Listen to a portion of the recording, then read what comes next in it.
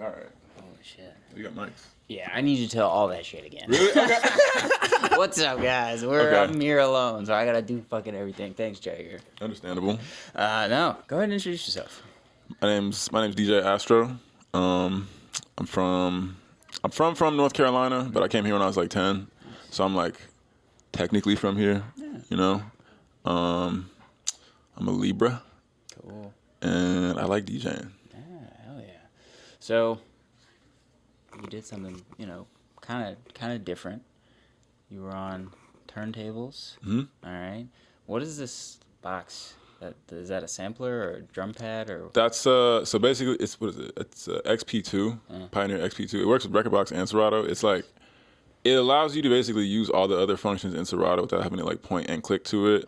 It puts all your samples up. It puts your hot cues up. You can switch. You can like set your entire loop system up so that way you don't have to like click or like jump on the mixer. Yeah. There's certain things on there that also just like it's like extra functions. Like I can like mute it on one side until I press the cue button or something. It's really dope. You can run 3 effects at the same time, and then there's like a touch screen thing that you can like run them with, like, or I guess what's the word, attenuate it with. Yeah. I love it. I'm not gonna lie. That's dope. And then what kind of mixer? That's a Pioneer S9. Oh, nice. So how'd you figure out that you wanted this setup? Because I feel like every setup is unique to each DJ, their needs, their history behind it. How'd you end up with this one? So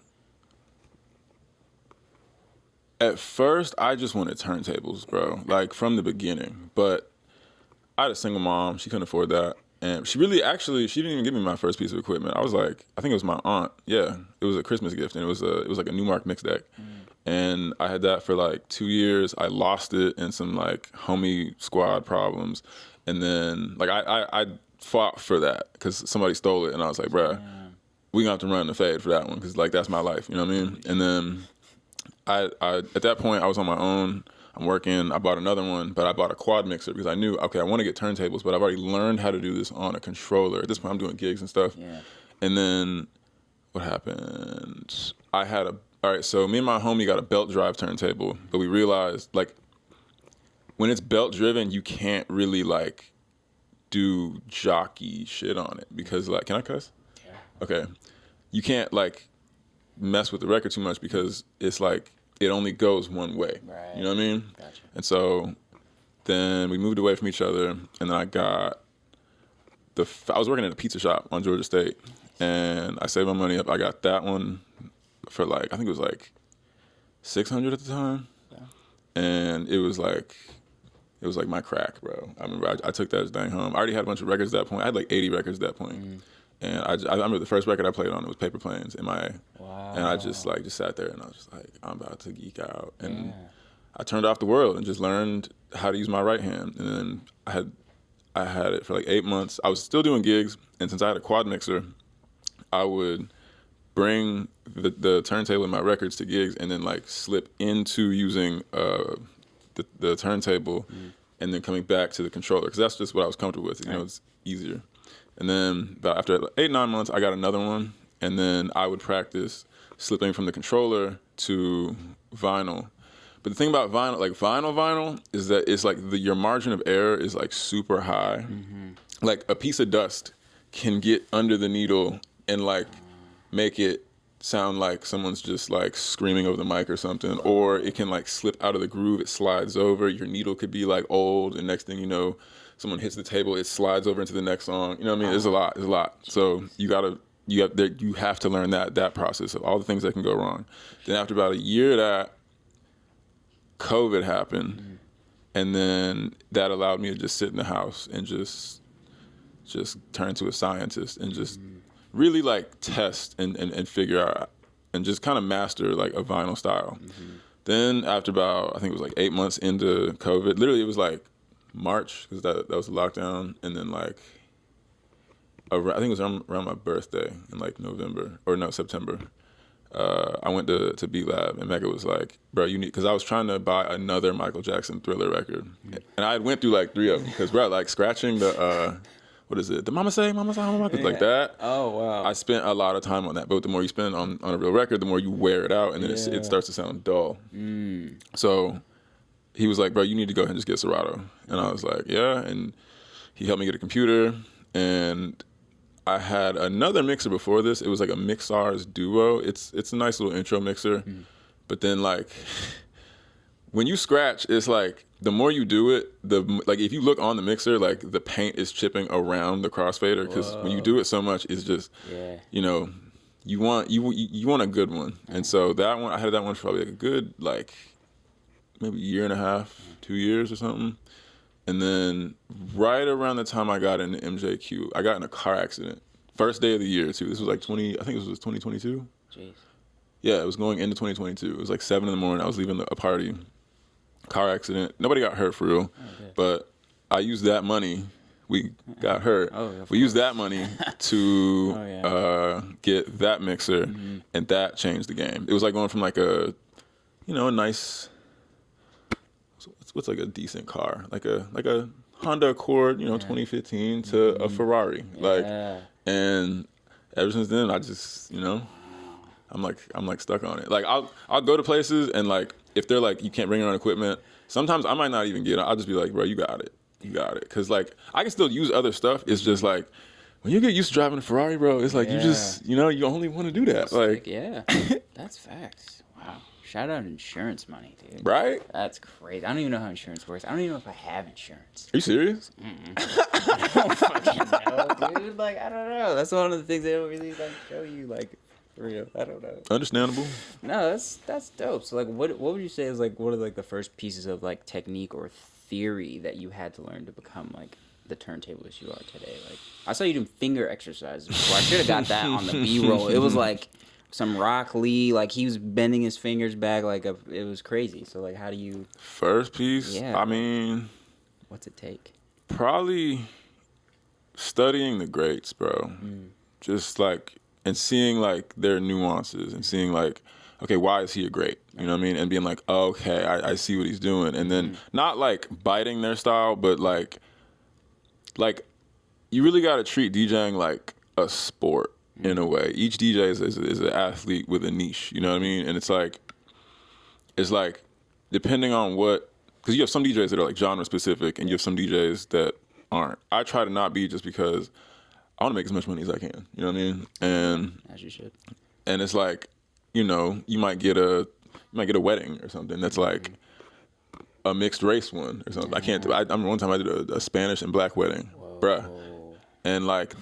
Gigs like that started making me be like, okay, let me like learn how to like slip from just be open format. But then with being open format, it's like I always tell people like the cheat code to jumping through genres is wordplay, because if you can slip certain words together and like seam it right, it'll just flow perfectly. And someone who they might say that they don't like X.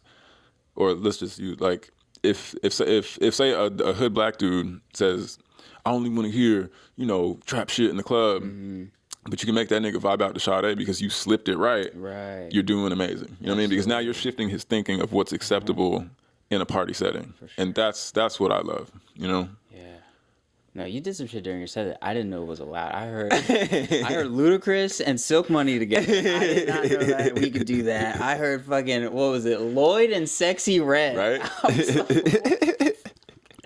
It's like walking into a house party and seeing like your friend from church and your plug. Yeah. One of these niggas gotta go. Yeah. It's like a core memory now. It's like it worked. Thank you. So that's fire. So like a lot of the stuff you played was like really. I guess it touched on a lot of like monumental points in culture, both past, present, future, underground, mainstream, stuff like that. So like, what would you say is like your biggest driving factor in collecting music? The feeling, you know what I mean? And like being able, like there's certain songs that are just universally dope. Like it doesn't matter what you say you like. If you hear it, you're gonna be like, oh shit, you know what I mean? That's my like first thing I go for. Sure. Then I mean, given where we are, I gotta pander to certain crowds because that is like the bulk of my of my workflow. But I still try to like play other. Like my goal in a night is to like make people dance to some shit they never thought you could pull off in a club. Yeah. Now that takes a couple years to get good at because there's a lot of times where I tried some shit and then I look stupid like, oh shit, didn't work. But you can get there. Yeah. 2, I would say nostalgia and what's current, but I'm really specific about what's current just because like when you study enough music and or just not even enough, all of what is recorded music in human history, which is really only like around 100 years worth of music, you kind of you just notice the trends and you notice like the vibration and frequency of which things were created at. And if you compare it to now to just the past, just in general, you'll notice that a lot of music is very it's almost corporate now. And it's like I don't like that specifically. So when it comes to finding current music, I'll say I'm like metaphorically like someone on a beach with like a metal detector trying to find like specific gems because don't get me wrong, I can do, you know, the commercial corporate shit, but it's like I feel like I'm doing people a disservice if I just spoon feed them the same shit the other DJ just gave them. You know what I mean? Right. Wow. Plus, with having turntables, it's like you have, before you even get Serato, you have to get in crates. You got to go to record stores. And and a lot of people don't know this, is that the bulk of music in the world is in record stores. Like Spotify, Apple Music, Tidal, all that, yeah, they have a lot, but they don't have everything. That's true. And it's like, I have shit that like, to me it's like diamonds. You know what I mean? What are some of your favorite like vinyls that you have? That I own, I would say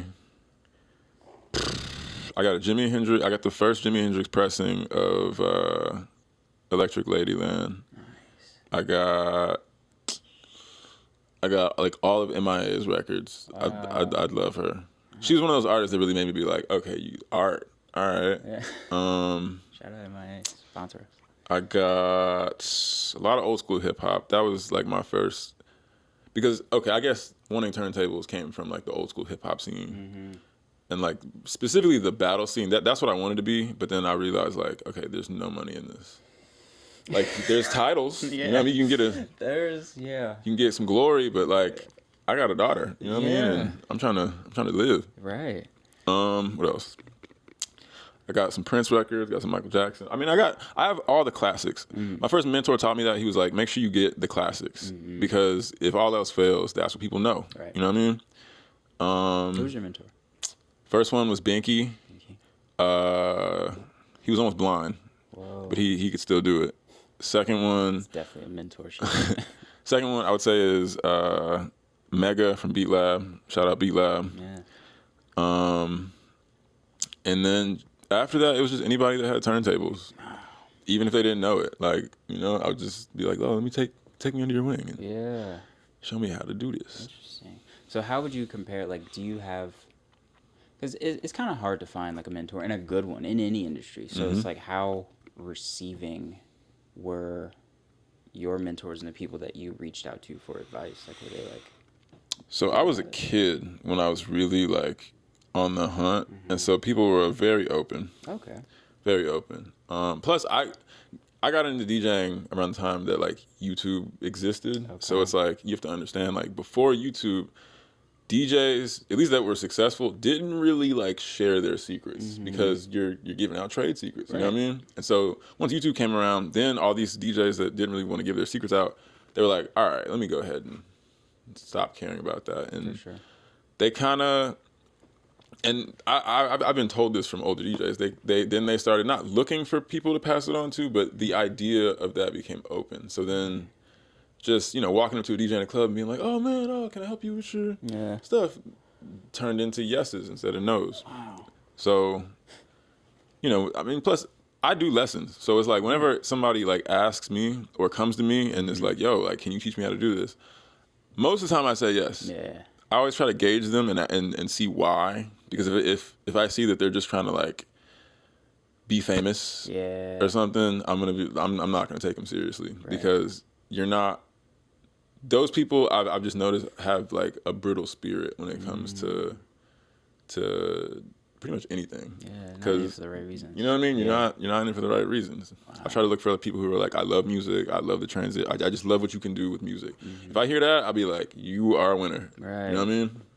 Damn, that's fire. Do you think people are more apt to share their trade secrets because you're also like 6'6"?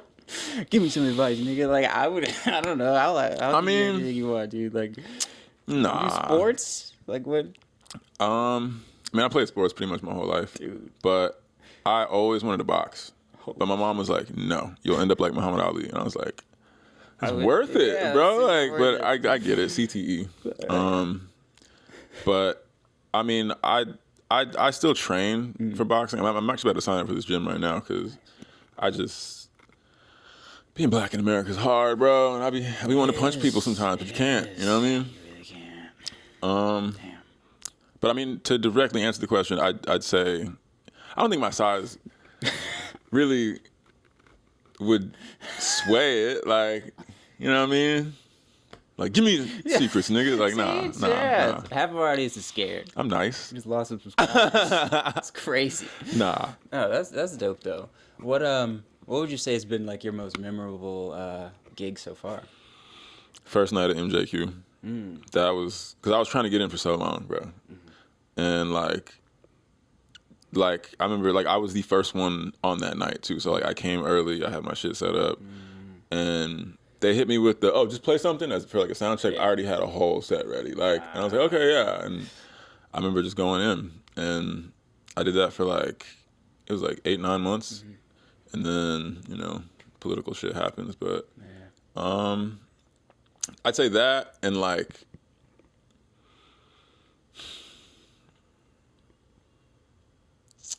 Coming back to places where I bombed, that's always fun. Like it could be years later, and then just because the universe is how it is, you just end up back there, and it'd be the exact same booth too. You remember exactly how everything laid out, and you go from in a memory of just straight panic and just embarrassment to triumph.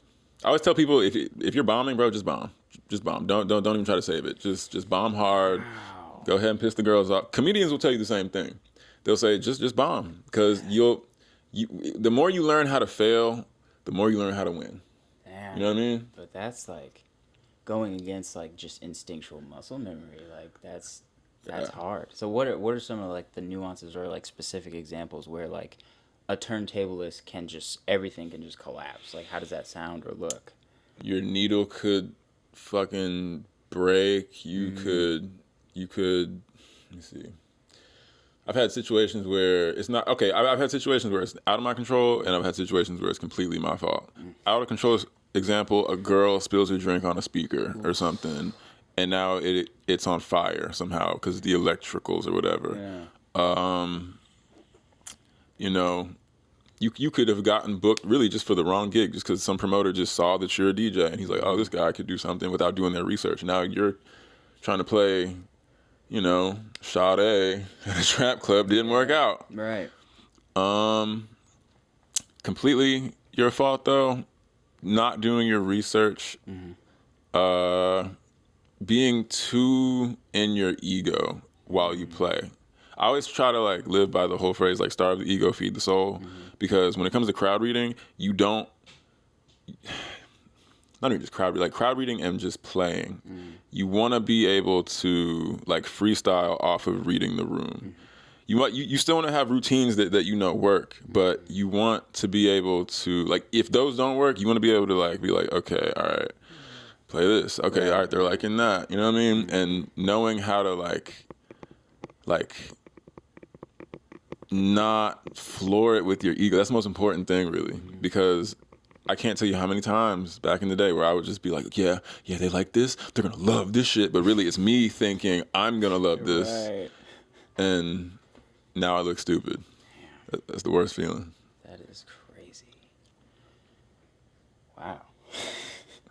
Straight up. You certainly learned a lot for sure. Do you produce your own music as well, or how does? I'll make edits and stuff for mixes, but I don't. Everybody tells me I need to go ahead and start doing it, but it's just because I spend all my time doing this. Yeah. Literally, like my goal at this point really is to move out of Atlanta and just go to another city and just start it over again.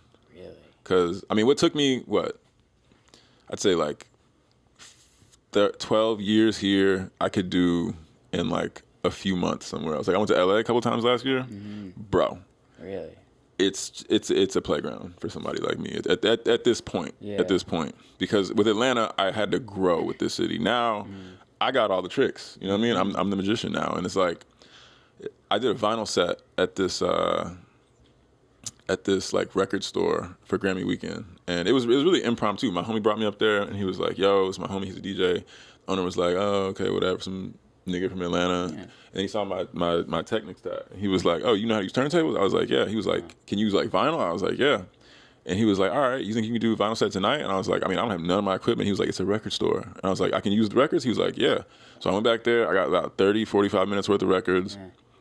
And it's, shit that I already knew. But I got back there around like 10 that night, and I just went, and I killed it. And like, bro, LA is cool because like, you gotta think everybody out there is trying to make it. So it's like Atlanta is more like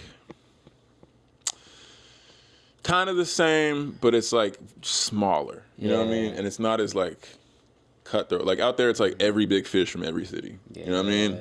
Versus like, a few big fish. Yeah. You know what I mean? Plus just the networking, the whole vibe. I went to New York a little bit. I like New York, but it's like I already have my eyes set on the West Coast. Wow. I feel like you definitely have the vibe for it. So like what makes someone want to, I guess, stay and just kind of grow until like how do you gauge the bounds or if you've taken full advantage of the city? Because I've talked to a lot of people, especially like after like the SoundCloud era and stuff like that. Like you had a lot of underground rappers who were like really supposed to blow up, and then they got a little bit of buzz and they jetted across the country, and then it just kind of went, And it's like you had people that stayed and really garnered support from the community, and Atlanta, I feel like, took them places. You know what I mean? Instead of them going places. So it's like, how do you? What is your take on that? I'd say, I mean, you got to be really perceptive within yourself and just where you are. Because with DJing, it's like you're in front of people so often that you start to see the same faces over and over again. Right. And so if you see the same people over and over again, regardless of if you're doing, Club A, Club B, Club C, this house party, whatever, it starts to get to a point where you're like, okay, I've done this before, and I like to grow. You know what I mean? And I just don't like doing the same things over and over again. And so I guess that feeling of just repetition drives my, like remember that game Midnight Club? Oh yeah, one of my favorites. You remember how you would start in like one city and you do all the missions and you're like, okay, like I've been here so long at this point DJing that like I have done clubs that have gone out of business, got Reback open, I get booked to go there, and then as I'm just walking straight into they're like, damn, how you know where it is? I'll be like, because I DJed here like when it was something else, you know what I mean? And they're just like, damn, like that's how it is. And it's like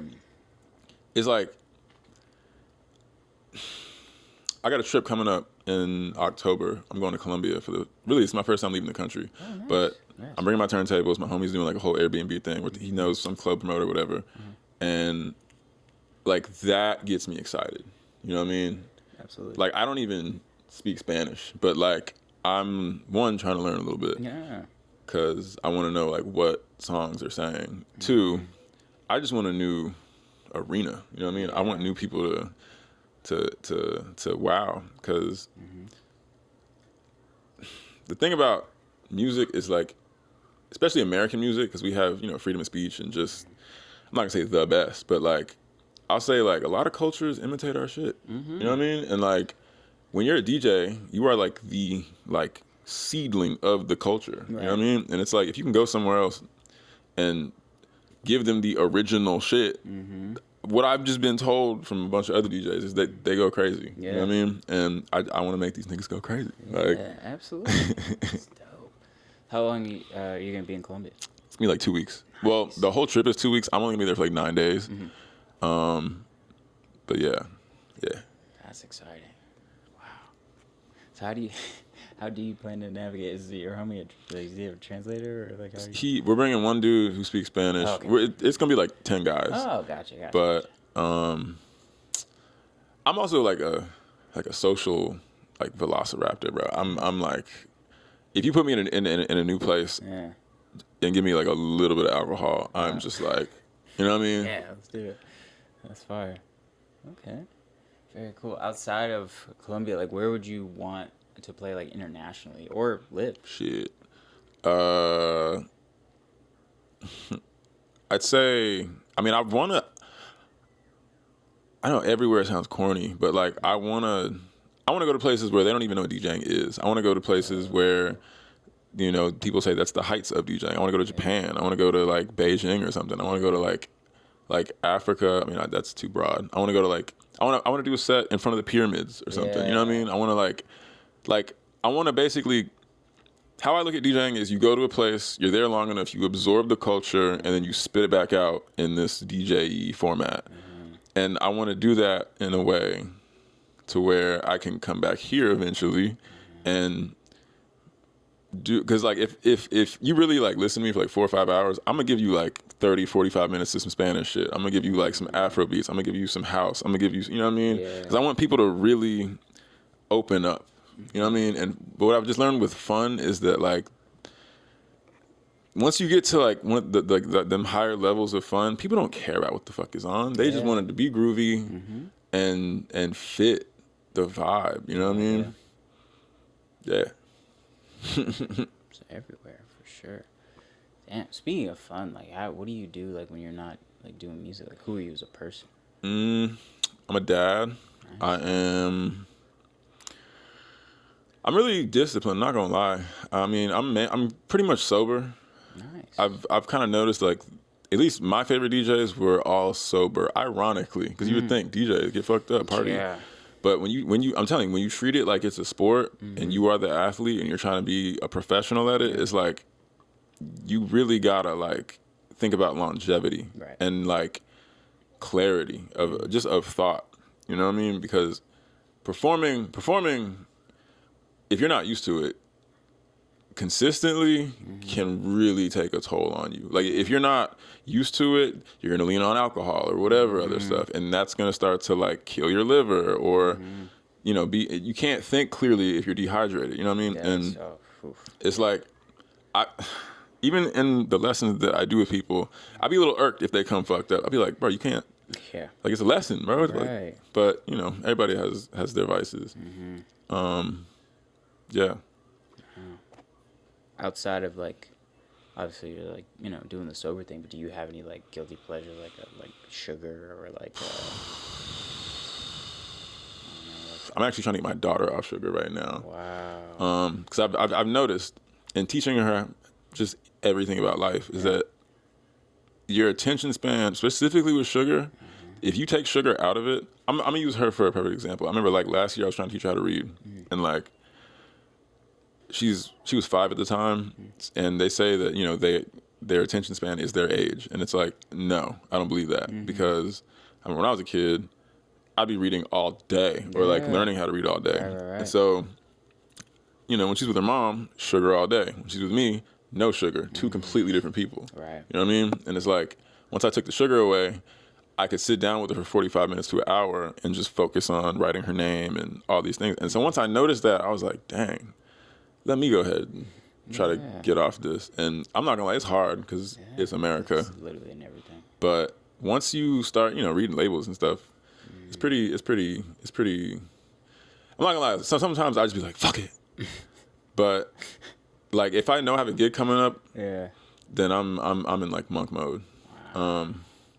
I'll trip. You know what I mean? Like and play live. That's one of my favorite things because it's just creative jet fuel. I always try to tell people like, bro, if you really want to like just go off the rails with it, like just do a little bit of shrooms. You know, hit a tab. You know, That's what Jimi Hendrix used to do. Yeah. That man used to trip and play out. Because it also it gives you more time. I'll never advocate for people doing drugs. Yeah. You know. Neither do we. We don't either.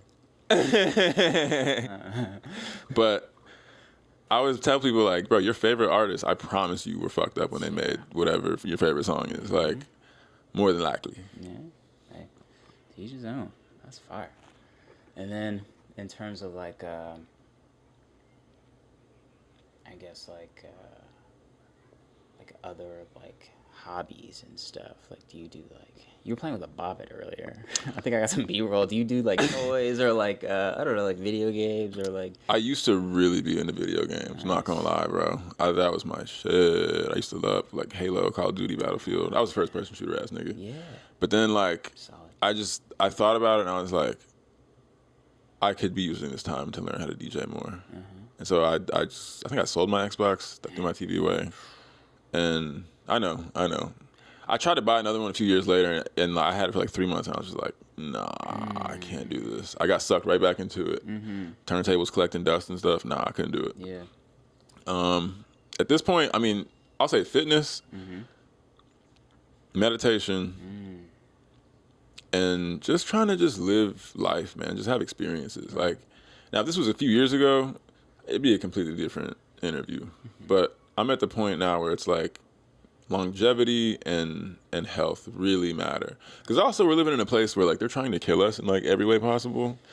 If you don't know, now you know. Sure. And like, yeah, that's a constant thing. Because there's nothing better than when you get in the booth and you just rip it. You know what I mean? And you know, you got people losing their minds. Like, that feeling is amazing. And that feeling runs parallel with how healthy I feel. You know what I mean? Because to stand there in the same spot for 4, 5, 6 hours, that's a physical toll. You know what I mean? And if you're like out of shape and or like, not even just physically, like if you're mentally out of shape, you know what I mean? You're going to start getting repetitive. People are going to start hearing that. Or, and I just, nah. You got to be the best. Got to be the best you could be. Yes, damn. Wait, hold on. This is going to die. This is why I need 2 fucking people here. I'm throwing all the shade. It's okay. We're not advocating it. I gotta wipe out this key. You gotta sign this key. Okay. What are some of like your favorite places to eat when you're done DJing? My first one used to be the Majestic because it was just right there on Ponce. Right. Now I would say like Mama's, just because it's still good. Yeah. Even through all the allegations, it's still good. Wait, what allegations? They had hella rats. I don't want to like blow their spot up, but like, yeah. I mean, bro, look at where it is. I used to work over, not at Mama's, but like up the street from there. And we had rats in our spot. Oh, you know where'd you work? It was like this apartment complex on Piedmont. It was like not even a mile from there. Damn. They're out there. Now they're out there. That's crazy. I mean, the best places are gonna have something. You know what I mean? It should be food. Right? I mean, I agree. It should be food, not rats. That's crazy. We're going to bleep all this out because we will still take a sponsorship. We may not eat there, but like, because we went not too long ago. What's Mama's? Yeah. It still slaps. It still slaps. It was pretty good. I mean, this was like also like 2, maybe 3 years ago I heard that. So, you know, they might have got it together, you know? I don't know. That's crazy. Poppy's on Ponce. Okay. I love that one. I've loved that one since I was a kid, really. That's my shit. Cuban food. Yeah. Waffle House used to be, okay, if it's like mad late, like 3, 4, 5 in the morning or something, then like, if I can catch Woody's, good cheese. I'm going to try to catch Woody's. But, I don't know, once you get into them later hours. Remember when like, everything used to be open back in the day, like pre-COVID, bro. Like I remember, like when Kroger was 24 hours. Remember that shit? I used to steal so many cakes from Kroger. Holy shit! You come in there 5 in the morning, blitzed out of your mind, and you're just like, I want this. I don't want to pay for it. Yeah, that's dude. Shout out 24-hour Kroger. Bring it back. We won't steal. Please. We're older now. We're damn. Right? How old are you? 28. I'm 27, dude. We're almost 30. We're not gonna steal cakes, Kroger. We're not gonna steal. I pay my taxes. I swear. Come on. Well, yeah, sign this giant key. We appreciate you. What sort of events or stuff like that you have coming up in the future? You said Columbia, yes. That's That here I got a weekly thing at Edgewood Studios on Saturdays, nice. and that is turning into something great because a lot of it is people that already know my style, so they're like kind of expectant in one way, like, hey, like, what's he gonna play? And then it's really nice. Have you been? Oh, bro, you gotta go, bro. That it is turned. Okay. And then what else? I'm doing like some artist showcase on the 10th. I'll put the flyer up. It's hard to do two things in one time. My bad. Yeah, you got it. And then like.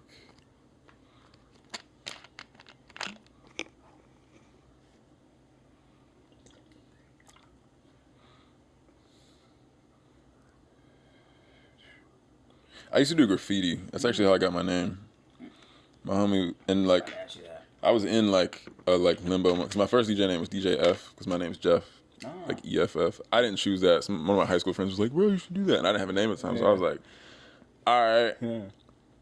And then just one day, I was tagging with one of my homies on like a rooftop downtown by like Centennial Park, and he knew I like Star Wars and shit, so he was like, "Oh, bro, just astronomo," and I was like, DJ Astro, I'm gonna just do that. That's fire. Thank God you're not DJ Astro. I know him. Holy shit, that's fire. What other movies do you like? Is it mainly the sci-fi? Is that your genre, or like? I mean, I like anything good, bro. I'm not gonna lie. It doesn't really matter. Like, I try to absorb as much as I can just because art is like that. You know what I mean? With like whatever you intake, you kind of put out. Yeah. I totally did this way too far to the side. Yeah. Fuck it though. I'm about to just like. It's like a tiny O. Yeah. Woo. Hey, it works. I'm mad because you did have the whole key. My bad. I know it's like. Nah, it's fine. Hey. Whatever. Hey, figure it out. Yeah, it's good. Speaking of art, you guys have the most. This is a great set to shoot at. When the footage comes out, you're like, wow, like it really represents. Like we got a little bit of everything. I may get some B-roll of like some of the art if you guys don't mind. Go crazy. How long did this take to collect? So, the roommate who's moving out, we had so much more stuff. I'm not gonna lie, bro. Like this whole wall was just filled with stuff. The hallway was filled with stuff. That's awesome. And in her leaving, she's taking a lot of stuff with her. But I mean, she's 30, so I mean, I'd say her whole adult life, she has a whole storage unit full of shit. Like, and she's an interior designer, so it's like she's dope with it. Yeah. She needs to push herself a little bit more, but you know, to each his own. Yeah, we can all grow for sure. But I mean, we're still getting stuff. Like somebody gave me this. Yeah, they were like, "You're a DJ, yeah. Take it." Whenever somebody gets you art and they know what you do, it's always a picture. It feels of that. good. Like, yeah. It's great that they think of you too. It's like I feel like it's always. It was like in like an elementary school or something. What? That's fire. I used to hide money in it, actually. Whoa. Still some money in there? Nah. That's fucking fire. Well, sorry, I'm getting sidetracked. I should lay off the sugar. It's whatever. I mean, yeah. Shot. No, thanks for having us in your house. No I'm problem, a stranger. We don't know you. Like, we don't, we just pull Nah, up. we're friends now, man. We're friends. We're definitely friends now. But, like, that is just, it's always good to be in the presence of somebody who knows what the fuck's going on. So we appreciate it. DJ Astro. I'll hold up his key again for the thumbnail. I don't even know if we use these thumbnails. But I got to take pictures anyway. So we're just going to cut it. That was great. Thanks. Not a problem, bro. Yeah.